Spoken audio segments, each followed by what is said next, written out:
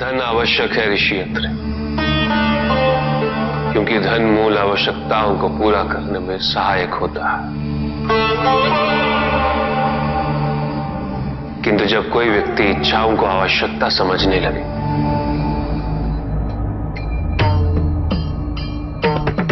तो धन कितना ही क्यों ना पर्याप्त नहीं होता,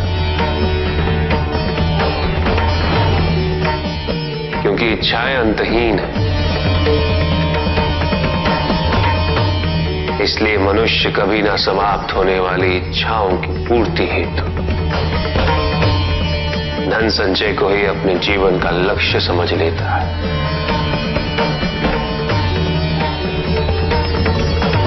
वो लोभी बन जाता है।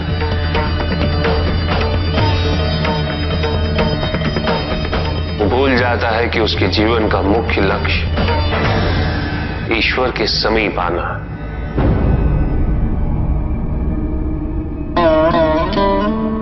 ऐसे लोभी व्यक्तियों को अपनी मृत्यु के समय भी यही दुख रहता है कि उन्होंने क्या कुछ नहीं पाया, क्या शेष रह गया। ऐसे समय में वो एक क्षण के लिए भी ईश्वर का स्मरण नहीं करते। अपने जीवन की निरर्थकता और व्यर्थता का बोध नहीं होता।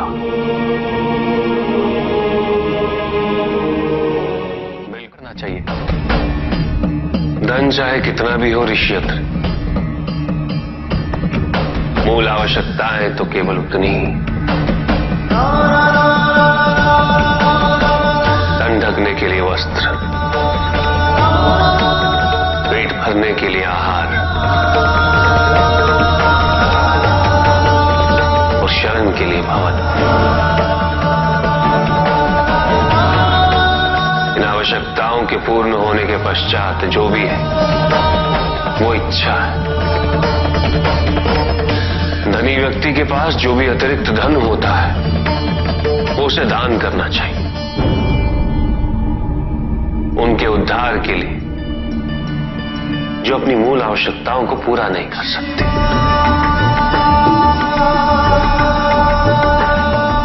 ऐसा करने से संसार में समानता होगी, द्वेष नहीं होगा, सद्भावना बनी रहेगी। किंतु कुछ व्यक्ति इस तथ्य को समझ ही नहीं पाते। उन्हें अपने एकत्रित किए हुए धन से इतना मोह हो जाता है कि वो उसका एक अंश भी किसी और को नहीं देना चाहते।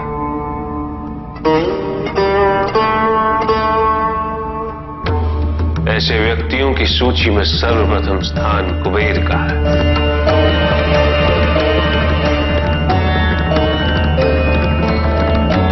इस संसार में सबसे अधिक धन उन्हीं के। शक्तिशाली बनना अत्यंत कठिन है, किंतु उससे भी कठिन होता है शक्तिशाली बने रहना। और इसके लिए आवश्यक है कि हम शक्तियों से प्राप्त हुए उत्तरदायित्व का सम्मान करें।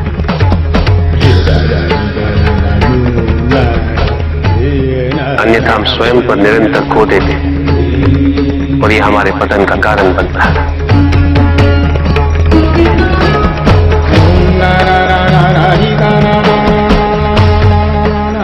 युद्ध में की गई भूल और उपलब्धियों से कुछ न कुछ सीखना आवश्यक है कार्तिक।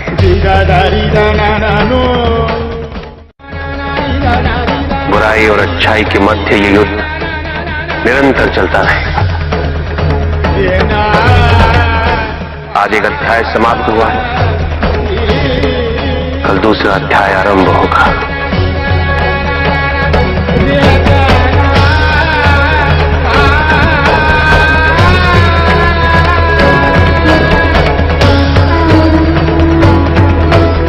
जब तक इस समस्त संसार में बुराई है तो अच्छाई भी होगी, किंतु अच्छाई और बुराई के युद्ध में जीत सदैव अच्छाई की ही होगी। आध्यात्मिक कार्य के लिए शरीर को, सीमाओं को और अहम को तोड़ना और उसे पार करना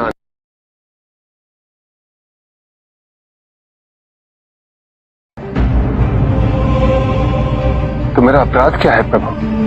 तुम्हारा अपराध था एक त्रिदेव को दूसरे से बड़ा समझना,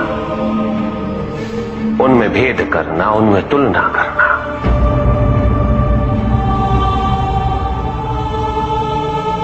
यही थी तुम्हारी भूल।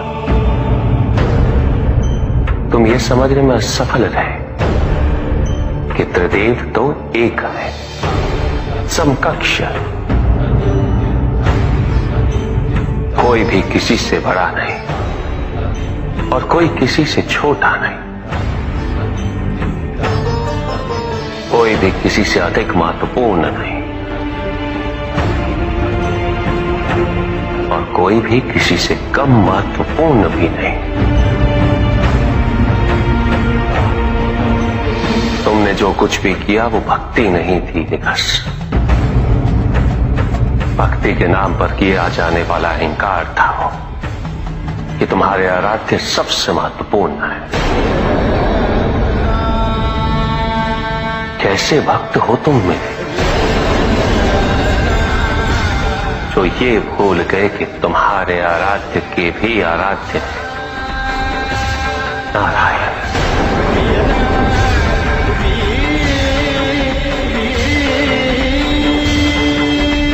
भक्त यदि सच्चा तो उसके पास अपने आराध्य को पाने के अतिरिक्त ये सोचने का समय ही कहां होता है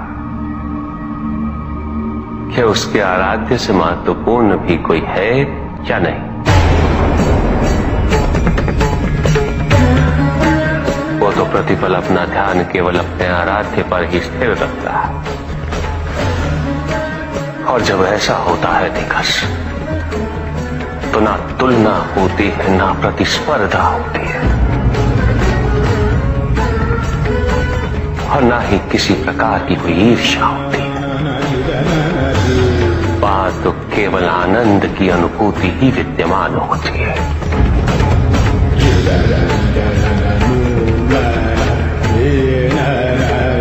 यदि तुम ये सोचते हो कि ये समस्त संसार केवल मुझसे है तो तुम्हें इस संसार के प्रत्येक स्वरूप से प्रेम होना चाहिए था। तुम्हें इसके कण कण में मेरी अनुभूति होनी चाहिए थी। तब भी किसी प्रकार का भेदभाव तुम्हारे मन में उत्पन्न नहीं होता, किंतु तुमने ये प्रमाणित कर दिया निकास कि अपने आराध्य के प्रति तुम्हारी भक्ति वो भी अधूरी थी, अपूर्ण थी।